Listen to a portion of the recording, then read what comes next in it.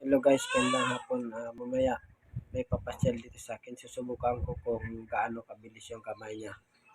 Try natin yung trap na to guys. Ito. Okay, yung may tiban na to guys. Tapos papakuha ko sa kanya mamaya. Papaabot ko sa kanya. Kung pumunta yan siya dito siya madalas umupo. So dito ko ilalagay banda sa likod niya. Para pag nagpakisyoyo ako sa kanya na iabot ang may tiban, so aabotin niya. Titingnan ko lang kung mapapansin niyo yung trap na ginagamit ko sa daga. Antayin na natin may konti guys, dito na yan. A few moments later. Huwag mong subukan. Oh. Mahina. Ano na namin pang lakop ko.